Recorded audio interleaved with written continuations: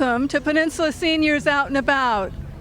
We're back at Zamperini Field for the 2018 Palos Verdes Concours d'Elegance, which features classic automobiles and vintage aircraft. Let's go enjoy the event. I'm here with Ray Johnson, the chairman of the Palos Verdes Concours d'Elegance. Can you talk about the event today? It's just really amazing. Yeah, we're very excited today. This is a great event. This is our 25th anniversary for the Palos Verdes Concours, which makes it particularly special. For a second year, we're located here at Zamperini Field, which means we've been able to add vintage airplanes to the show, in addition to vintage cars. And we have 21 classes of cars, and our theme this year is California Style. And what that means is we're celebrating all the cars that you associate with California car culture. Things like the Woodies, things like 1950s convertibles. We have T-Birds. We have a wide variety of sports cars, a British sports car class, because British sports cars are very popular in the 50s and 60s. And we even have station wagons. Nothing says California suburbia more than the station wagon, and it's great to see people restoring station wagons. So we also have station wagons here. So it's a broad range of cars, and I think that it's been very successful. I'm pleased with the crowd. I think that the crowd is more than we saw last year, which is what we need. We need to be able to support our beneficiaries, the Boys and Girls Club of LA Harbor and the Western Museum of Flight, which is located right here at Zamperini Field, are beneficiaries. And so we're optimistic that we're going to be able to support them pretty well this year. So far it's really been an excellent show. Well, thank you. It is a great show. Just going around for the interviews. Wow. Great. Thank you very much. I'm here with Cindy Maka, the director of the Western Museum of Flight. Wow, it's so awesome to see the planes here with the cars. Can you talk a little about your team that helped bring them? Sure. Well, we really have a devoted workforce here, but you know what's great? Today we have engineering excellence in both aircraft and automobiles, and it's a wonderful marriage, and it's made the show really unique. Can you talk about the planes that the Western Museum of Flight provided? Yes, I'd proudly like to talk about our F-5A Freedom Fighter right behind us, which we brought this year, and the people can actually board and get a cockpit tour by an engineer that worked on the program. And that's really a unique gift from the country of Norway. It's a beautiful fighter, the Northrop F-5A Freedom Fighter. And that's one, and then it's followed by the rare YF-23, prototype air vehicle 2, and then the YF-17, which is the forerunner of the F-18, and then the Harrier, which is on loan to us from the California Science Center. Don't want to forget our A-4 Skyhawk by Douglas, also on display. Can you talk a little bit about the Western Museum of Flight? What all's going on there? Well, what's going on is educational tours called Kids Love Aviation Science, our monthly celebrity lecture series, which are filmed and edited by the Peninsula Seniors and made available on YouTube and across the world now. Wonderful. Many aerospace industry luminaries, test pilots from Society of Experimental Test Pilots. So very unique, very well received. Our educational programs ongoing, and our docent-led tours. Can you talk about when is the museum open? The museum's open Tuesday through Sunday from 10 to 4 with a $5 requested donation. All right. And the lectures, are there quite a few people that attend the lectures? And it's the third Saturday of the month, The correct? third Saturday of every month except for May for Armed Forces Day in December. And we have anywhere from 150 to 300 attendees. Yeah. Great camaraderie and great eats, too. Okay. Well, thank you, Cindy. Good to see you. Thank you, Betty. I'm here with Chris Fahey, and he just flew this plane in. Can you tell us a little about what you brought to the Concours? Sure. This is a Lockheed P38 Lightning. This airplane is a P38J model. It was built in 1944. This particular aircraft flew in several stateside training units out of Santa Maria, California, and then was surplused after the war, and eventually ended up with Planes of Fame Air Museum in Chino, California, which is where I'm from. Can you talk a little bit about the museum there, the Chino Museum? Sure. We're the oldest aircraft museum, civilian aircraft museum in the country. And we have over 150 airplanes, about 100 on display at Chino. It was founded by a gentleman named Ed Maloney in 1957. And he just started collecting airplanes because he saw that these things were disappearing after the war and being scrapped and melted down, and nobody was preserving the history of the airplane. So he basically in his backyard started collecting World War II airplanes. Can we have a walk around? Sure, we can. This is the Lockheed P38 Lightning. When they designed this airplane in 1937, a fellow named Kelly Johnson at Lockheed was going for a high-altitude fighter. Part of the design of this airplane with two engines and the two-boom layout is because they needed to get power up high.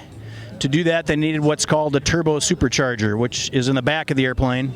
But it's much like a supercharger on a car. It adds power to the engine as you get higher and higher and the air pressure gets less. But to accommodate all that in 1937, 38, when this airplane was designed, they needed to use two engines. And so that's why the layout of this airplane with two engines, one on either side. What this allowed was a fuselage section in the center and the armament with the guns in the middle, which was actually rather ideal for shooting because as you fired the weapons, all the bullets remained parallel in the same straight line, whereas airplanes that you see like the Mustang over here with guns on the wings had to be canted inward a quarter degree or so all the bullets would converge about 300 yards out in front of the airplane. This airplane, armed with 450 caliber machine guns and one 20 millimeter machine gun, cannon, was able to maintain a parallel stream of fire out to the range of the guns. So that was an advantage of having this layout. It also had a tricycle gear with a nose gear, which was a little easier handling from the tail wheel airplane. But that's why the layout of the aircraft. The markings you see on the side of the airplane are that of 475th Fighter Group Captain Perry Dahl, who is one of their pilots of the 475th Fighter Group in New Guinea and in the South Pacific. This is not his airplane, but it's painted up as his airplane, and this is the markings he had on his World War II aircraft. Mr. Dahl, I believe, is still alive, living down in Florida, and that was his airplane, 23 Skidoo, which was a popular saying back then, which meant go fast. And you see his kill markings, the Japanese victory markings, rather. Those are the airplanes he shot down in combat. So the engines of the P-38 are made by Allison Engine Company. They're called the V1710. It's a single-stage supercharged engine, and on this aircraft had an extra turbo supercharger on it to give it power at altitude. When this airplane first came out, early versions of this engine were approximately 1,100 horsepower. By the end of the war, the horsepower was uprated, and they were getting as much as 1,700 horsepower out of each engine by 1945. This was a very advanced engine for its day. It was leading-edge technology, engine technology. And as this whole airplane in 1937 was very advanced for its day, it had spot welding, all flush rivets, all metal airplane, and that was pretty rare for the day. The landing gear on the P-38 is a tricycle gear. It's hydraulically powered. All the landing gear goes back and up into the wheel wells. And the advantage of a tricycle gear airplane is it's easier ground handling, easier control, easier to handle in a crosswind. And it can carry a little bit more load, perhaps. The only issue they had on some of the P-38s was sometimes you'd have nose gear issues, but that was solved pretty early on. So here we have the side view of the P-38 with the engines, the wings. You'll see the scoop right here. That is for the air intake for the carburetors. The air would be going through that scoop up into the turbochargers, then it would go into the intercoolers, and then into the engine. Once you turbocharge something, the air gets hot and you have to cool that air, just like on a car. So early P-38s had a different scoop and a different profile. Early P-38s had an intercooling system in this leading edge of the wing. That was not very efficient. It was an air exchange system, and as you got higher, it wasn't as efficient. So in this P-38J model, they took that out of the leading edge and put a conventional intercooler like you'd find in a car in the nacelle, made it fatter and bigger. So in the nacelle, under the engine, you have two oil coolers and an intercooler. In the back, you see a scoop. That's a radiator for the engine. These engines were liquid cooled with Prestone or glycol, just like a car. And back there, you have a radiator on each side of the boom that cools the coolant, just like in your car. So what they did is they needed more range out of these airplanes in 1943, so they also put an extra fuel tank where that old intercooler was in the leading edge of this airplane. One of the things they did in later P-38Js, this is an earlier one, is when the P-38 was first built, it was one of the faster airplanes, and they encountered a phenomenon called compressibility, in that as it went into a dive, as it approached the speed of sound, they never went supersonic, but in the high speeds at that time, what would happen is the airflow over the wing would blank out the tail. So to fix that, they put in later P38Js and the last model, the L, in here a dive flap, which isn't present on this airplane. But gentlemen like Colonel Robin Olds in World War II explained about that. You'd get into a high-speed dive, and this is one of the first airplanes they found out about that phenomenon, and how to get out of it in this was to put dive recovery flaps that were electrically controlled. You could deploy those that would help pitch the nose up and get out of a dive. Because the controls got heavy and you couldn't pull out of a dive on your own. So that's some of the features about P-38s in general. This is a little bit earlier airplane that didn't have that feature. So here we have the tail of the airplane. You have twin rudders that are hooked together, control yaw, just like on any other airplane. Very large elevator with a trim tab. The elevator is very effective on this airplane. It loops quite well. It turns quite well. In the middle there you see a big weight. That's called a mass balance weight. In early testing of the airplane, the Army found out there were certain issues with the tail fluttering a bit, and their answer to that was that weight, which helped dampen out certain forces. That was added very early in the airplane, probably 1938-39. But you can see here the coolant radiators open under the wing there, and then entrance up into the cockpit was with a little ladder by the back of the aircraft. So we have the back of the airplane here. Over here you see a little boarding ladder that can be deployed so you can get up in the airplane. You don't need a ladder to get up. It's got its own. You have the coolant. These doors are automatic. They'll close and open to cool the radiators. These are the coolant radiators that cool the engine coolant. You have the tires, and then they call this the fuselage pod up into the cockpit. So single pilot airplane, they did have some at the very right after the war that they put an extra seat in the back for a radar as a night fighter that didn't see combat. And you can see up into the airplane there, up into the cockpit. It's a wonderful airplane to fly. It flies very nice. It's like a Cadillac. It's a big, very smooth, very stable airplane. Because of its sheer size, it doesn't turn as good as some of the other smaller fighters, but it's very fast, and it can fly very high. So the advantages of the P-38 would be to get above the enemy and dive down on it. And then it has tremendous firepower. So hit and run attacks, finding the enemy and then going through them, and then letting other elements of P-38s follow up and then coming back. So this airplane, the tactic would be to keep going fast and not get stuck in a turning fight. Would be if you turned with most of our enemy aircraft, would outturn this airplane. So you had to use this airplane's advantages to the other airplane's weaknesses. So thanks everyone for taking the tour of the P-38. I'm Chris Fahey with Planes of Fame Air Museum in Chino, California. Come and visit us. We're open every day except for Christmas and Thanksgiving, and the hours are from 10 to 5 every day, rain or shine. You can see this and many other World War II airplanes that are still flyable in our collection, and thank you for listening to our YouTube presentation. I'm here with Bill Lyons, and what did you bring to the Concours today?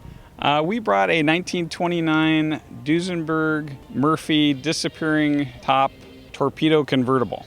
And you brought a plane too. Can you talk a little bit about that? We also brought a T6 trainer, and that's kind of behind the car here, which is great to have them together with all the polished aluminum. And it's from the Lockheed Air Museum in Orange County. Can we have a walk around of the car? Of course. So this is the front end of our 29 Murphy Duesenberg with the distinctive Duesenberg radiator hood ornament, and also has the thermostatic controlled radiator louvers that open up when the car is warm and close up when the car cools down. The Duesenberg has pretty large drum brakes which were needed to slow this thing down because it was capable of going over 100 miles an hour.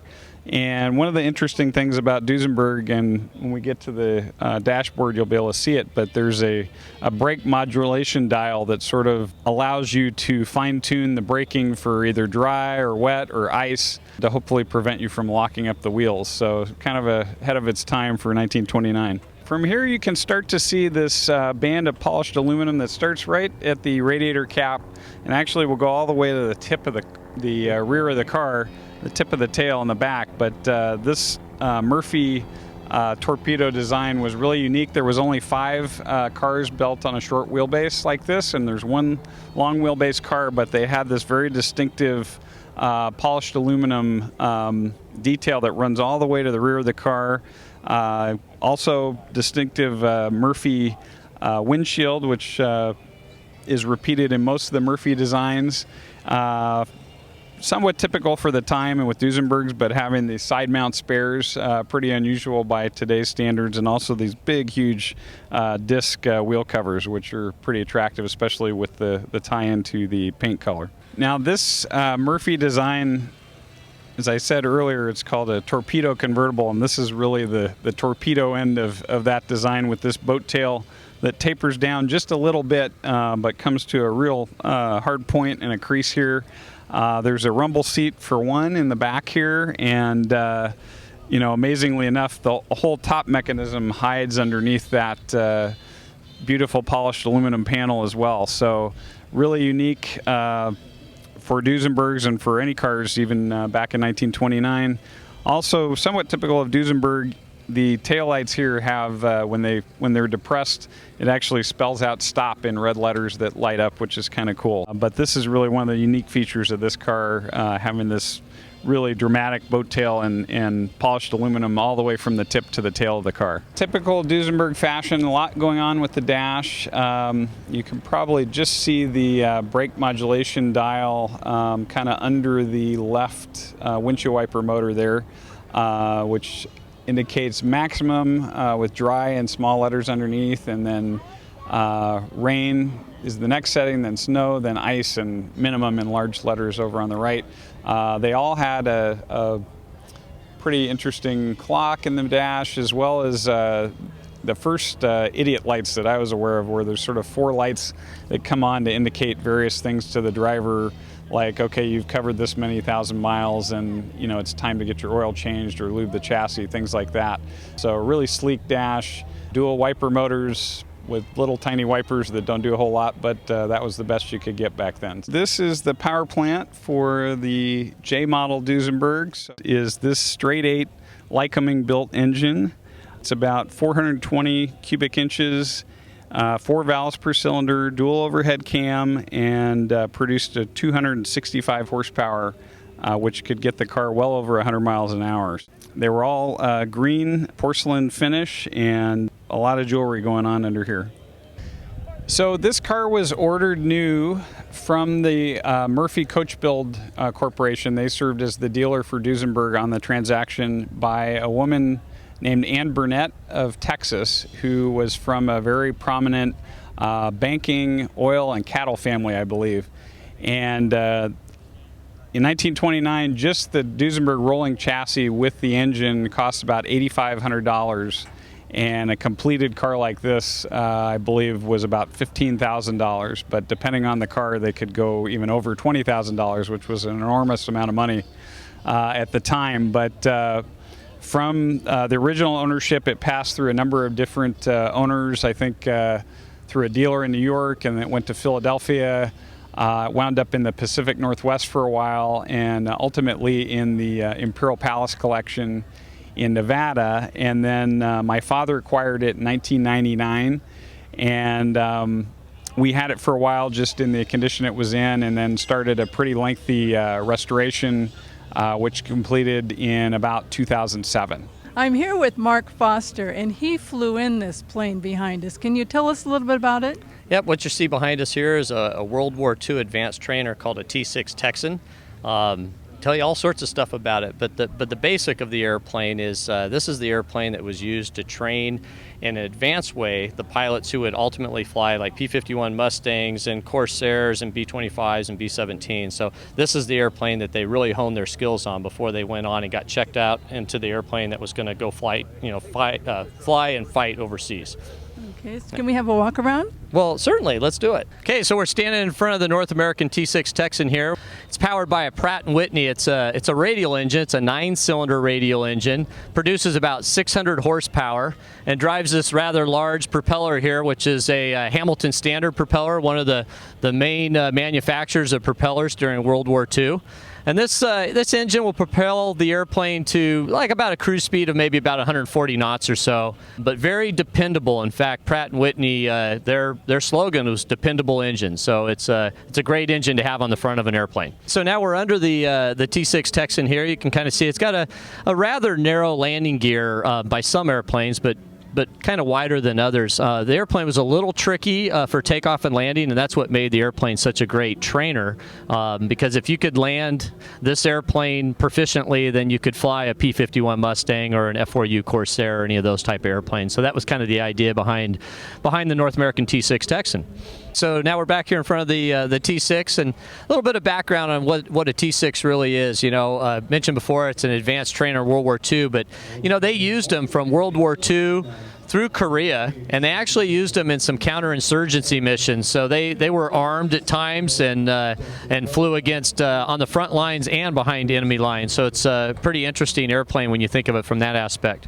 Okay, what you're looking at here at the back of the T6 is the fabric-covered control surfaces, which was pretty common during World War II. So you see that you got aluminum for the structure, and then the control surfaces are an aluminum frame with a fabric covering. And you'll also note that there's a tail wheel on this airplane. Some airplanes have nose gear wheels, and some have tail wheels. So we call this conventional gear. This is how airplanes were originally designed, and these are a little more tricky to fly. And the reason for that is the center of gravity is behind the main gear. So if you take a dart, picture taking a dart and throwing it at a dartboard, but throwing it backwards. So the heavy end always wants to come around and get in the front. So when you fly a tail wheel airplane, you're constantly coaxing the tail to stay behind you. Just looking at the side of the airplane here, as you can see, we have it in U.S. Navy markings. So this was used to train naval aviators during World War II and towards the end of the war. The national insignia you see on the side, the star and bar, that's mid-war to late war is the configuration they had there. Early on, they had kind of a red stripe around it, so you know that this is the later period of World War II. And again, you'll see it says S&J 6, which S&J was what the Navy referred to the T6 Texan as, so that's why it says S&J there, being a Navy markings. You can see here with the cockpit configuration on the T6 Texan, front cockpit is typically where the student would fly, or the pilot in command of mission, that like forward air control mission or any of the other missions that were flown. The instructor would be sitting in the back, or as a passenger, an observer during, let's say, the Korean Air War, when they were using them as forward air controllers. The T6 Texan, that's kind of a generic term for all these. Some were S&Js, which is what the Navy designated them, and then the Harvards, which the Royal Air Force used. So they've got different names, but T6 is somewhat of a generic name. About a 42-foot wingspan from tip to tip, so that's kind of give you a good proportion there. And then manufactured, this particular airplane was manufactured in April 15th, 1945, and went to the Pensacola area and was training naval aviators right at the end of the war, and then beyond World War II, of course. It is now operated by Lockheed Air Museum at John Wayne Airport in Southern California, and the museum has on display some great World War II, Korea, and Vietnam artifacts and aircraft and automobiles. And probably the highlight of the museum is we have a lot of volunteer docents. We have about 80 of them on our total staff, and at any given time, maybe half a dozen in the museum providing tours. So you get to learn a lot about this particular airplane, the T6, and then all the other airplanes we have, like the B-17 Flying Fortress, the C-47, the cargo plane, B-25 Mitchell, A-26 Invader. We got a forward air control 01 Bird Dog, Vietnam vintage. So we got some pretty good cars and airplanes to come check out at Lockheed Air Museum. I'm here with Glenn Streeter, and what did you bring to the Concours today? I brought this 36 Packard V12 Roadster. And is there a story as to how you happened on this car? Oh, I've just added it to my small collection of Roadsters. What else do you have? I've got a 35 Cadillac convertible. They're all convertibles with side mounts. And I have a 42 Packard straight 8. Pretty rare car because of the war. Yeah, there's only 7 of those known. Wow. But Packards are pretty popular. Can we have a walk around of the car? Oh, absolutely.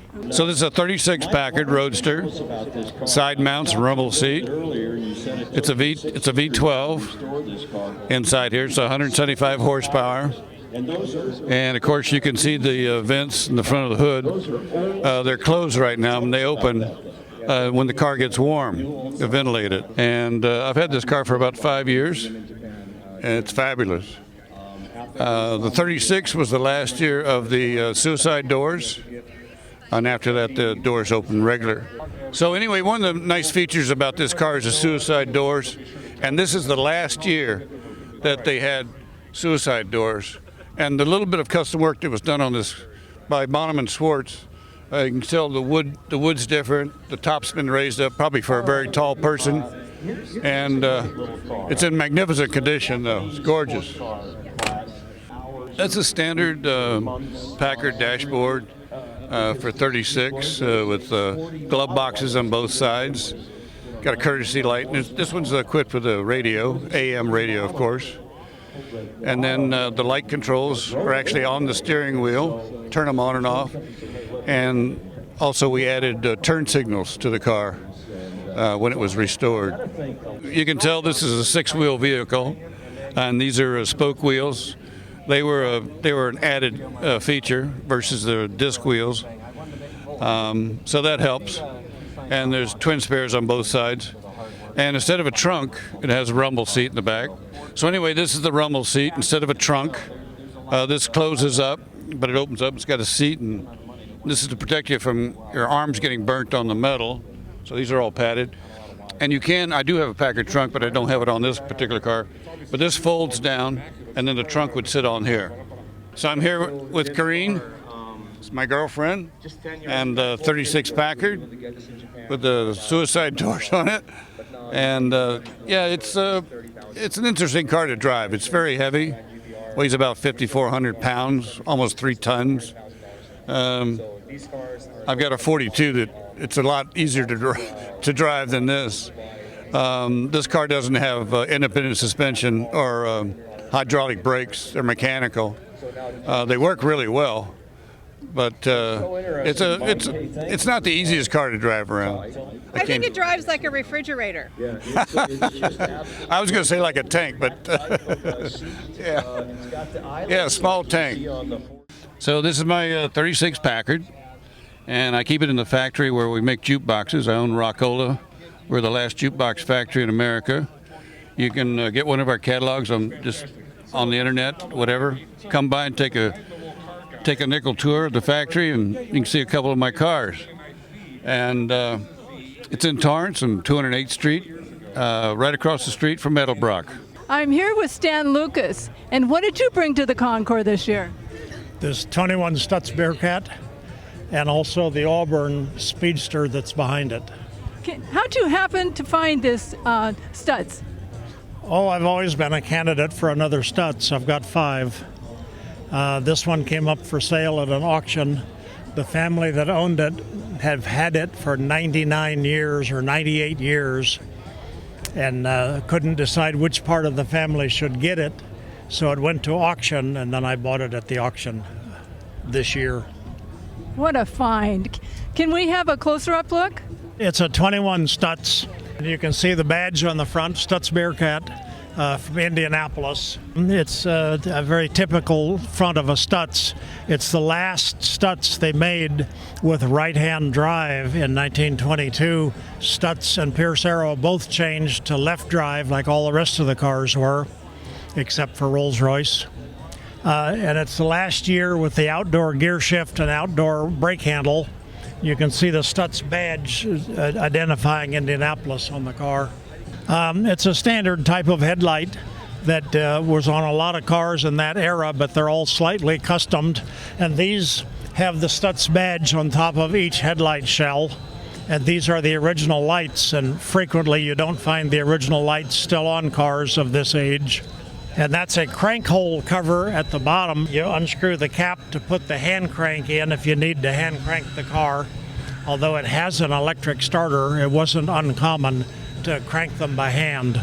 You'll notice there's no brakes on the front wheels. In this era, cars were two-wheel brakes on the rear only. And that's one of the handicaps of driving an older car in the traffic, is that the brakes are not as tough as the brakes on a modern car, so you always have to give yourself more room to stop. You can see the brake drums here.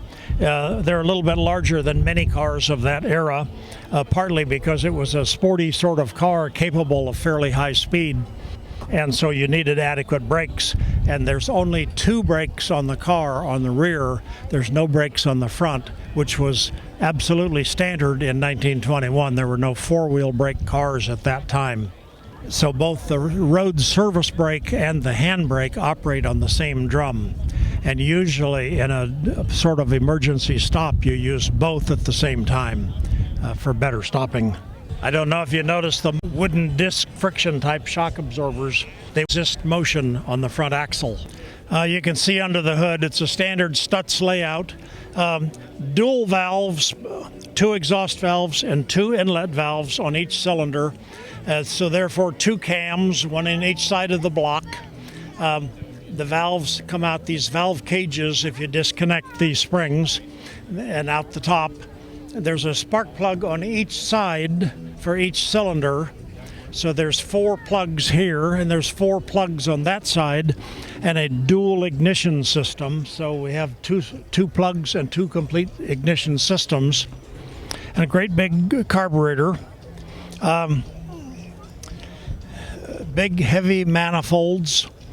These plugs contain a so-called primer cup on each cylinder, which can be opened, and then you pour raw gas in each one on a cold day so that you can enrich the chamber to make it easier to start.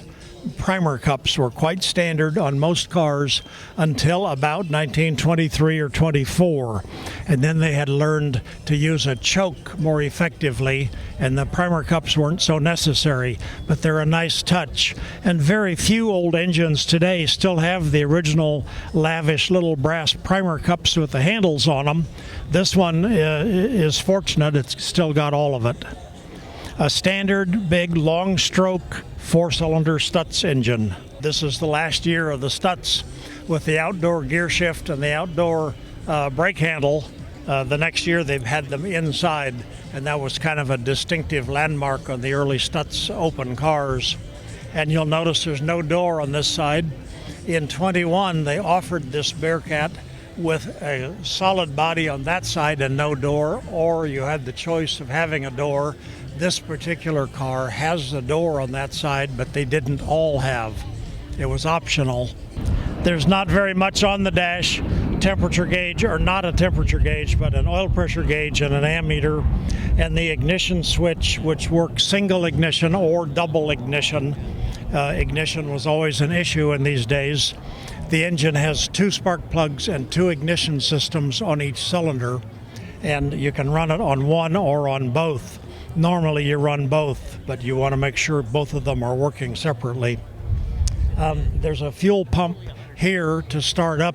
You pump it a little bit to put a little pressure in the fuel tank, and once you're underway, it'll maintain the pressure in the tank. But to start, you pump up a little bit of pressure. The two controls on the steering wheel are throttle and spark control. The throttle works as a duplicate to the foot throttle, so you can use either one. The spark lever is to advance or retard the spark, which on later cars was done automatically with a revolving speed device. On an early car, you retard the spark to start it, and once it's underway, running nicely, you advance the spark to get better power and better economy. And you did that by hand. And it doesn't seem to be very critical as to exactly where it's set, but a lot of people mishandled that, and their cars didn't run as well as they could have. And so the advent of the automatic spark control was a big step forward. And that came mostly in the late 20s, several years after this car. And there's an exhaust cutout valve on the floor to open the exhaust pipe so that the exhaust doesn't go through the muffler. And that, of course, makes a lot more noise, and The theory was that that was to give the engine a little better breathing, but the truth was I think it was mainly attractive because it let you make a lot more noise and got a little more attention. These are the side lights, one on each side, and they are a bit adjustable, but they really didn't contribute very much to any visibility or a light forward in either case, but they had a flavor of sportiness and decoration about them that attracted them, especially to roadsters and open cars. You can see the spare tire is mounted with a wheel, and it's locked down. I'm pretty sure that's more of a modern adaptation. You didn't change tires along the road very often, but you certainly didn't want to have to change an inner tube, so you changed the whole wheel and tire, much as you do today, although they're clumsier and more work to change. You can see the springs and the spring shackles have to be lubricated, and they've got little oilers that need heavy oil put in them occasionally. Another little fine touch that demonstrates a car that's properly and completely restored. Many of the cars today don't have all of that on them anymore, but this one's a very complete car because it's really never been abandoned and modified or anything. One of the items that's of course important is the fuel gauge on the back that is attached to a float in the tank. There's no gauge on the dash for fuel, so occasionally you check this. It's just got a floating device in the tank that moves the arm, so you know your status of fuel. I'm here with Stan Lucas and it's Auburn. Can you tell us the history of this one? Yes, it's a 32 Auburn boat tail speedster. It's a V12. They made them in both 8-cylinder and 12, and there's very few 12s have survived. This is an old original car that came to Los Angeles new. It's one of two that were delivered to Los Angeles. It's body number 1, and it's been in Southern California almost its whole life, and we've had it for about 20 years. We took it all apart in our shop. Every bolt, nut, rivet, and wood screw was taken out and given the full treatment and put back together. And it got, I don't know how many coats of lacquer, probably 6 or 8 coats or something rubbed down. And we went through a big ceremony with a lot of samples about what color do we use, what color was original. And we found some little bits of sample paint under a couple of the pieces, and we tried to match them, and it looked really good. And so we went with the colors that we found on the car. And it turns out to be a fairly common color on Auburn boat tail speedster, this pale yellow with a maroon trim and the maroon stripe. The pinstriping was a big ceremony to get it right also. Some of the features on the car that cost us the most time and effort and energy was the paint job, and especially the pinstriping, which we wanted to make authentic and correct by the original photographs which we got from the factory. And we finally got photographs and blew them up and got a good pinstriper to do the job after many coats of lacquer is polished on the car. And this particular pattern is not a custom like a hot rod would be to suit a particular owner. It's the best replication we could make of the way it was done at the factory. And you'll notice on the sides of the hood on the flutes, many cars have pinstripe on the flute. Auburn didn't do that, and there are numbers of photographs to demonstrate that. And we've seen some of these cars at car shows with the flutes all pinstriped, which isn't correct. We made quite an effort to get it authentic. And the grille was a big problem because part of it is a die-cast piece, and it tends to corrode and become unplateable and unpolishable. After a lot of effort, we finally found a good one, and with a lot of hand sanding and treatment, we ended up finally with a really good grille surround and grille bars. But there's uncounted hundreds of hours in just restoring that grille and its frame. It was a major project. It's 1932. By then, American cars had four-wheel brakes, and so you can see brakes on all four wheels. So it was a much better braking system than the earlier cars from about 1924 back, which only had two-wheel brakes. Much better. Here you can see the louvers on the hood, which are bigger than most classic car louvers. And they did not have a pinstripe job on them. And so that's the way we finished it, the way the factory photographs show that the factory did it in 1932. This molding treatment on the hood was absolutely standard. The dashboard is a very typical Auburn dash, and it was admired by all the hot rod guys in the 40s and 50s, and most Auburns in the junkyard were stripped of their windshields and their dashboard. So today it's a major project to reconstruct or build anew the dash panel and get all of the instruments to go back as original. And this car still had the original, but in very poor condition. I can't tell you how many hours went into restoring that, but we wanted to get it right because windshields, grills, and dashboards are the most prominent parts of a car from a visual point of view. So it had to be right, and we think we got it right. From the back you can see it's obviously a boat tail speedster. It's all one continuous piece of metal, although there's a welded or soldered joint at the rib, but it doesn't open. And in a glance, you can tell it's an Auburn boat tail. No other car had this exact contour, so it makes it very distinctive. And this paint treatment was exactly the way Auburn did it in the early factory photographs. So we wanted to make it as close as we possibly could to the way the factory did it, and we're pretty sure we got as close as anybody ever did. It's a nice driving car, but it actually is designed for somebody who's a little bit shorter than I am. I'm a little bit crowded in that car. But it is a nice running car, and it has a 2-speed rear end, which gives you more variety of speed. And in the higher ratio with the V12 engine, it was a very fast car for its day. Got a lot of engine in a relatively small car. You can see the V12 engine. It's a unique layout. The valves actually are operating in a horizontal position. There's a single cam down the middle, and it works a Y-shaped fork that operates valves. A little bit complicated, but it solved the problem of operating a V12 with one camshaft. Big iron block, 2 carburetors, one on each bank for the 12 cylinders. Many V12 engines were made in the classic era by Packard, Franklin, Cadillac, Lincoln, Auburn, maybe 1 or 2 others. And most people will tell you that the Packard was the best and most powerful, and the Auburn was one of the more powerful ones with the lightest weight. And it's an engine that was copied and used for some fire engines in later years. Thank you for joining us for the 2018 Palos Verdes Concours d'Elegance. I'm Betty Wheaton. We'll see you next time.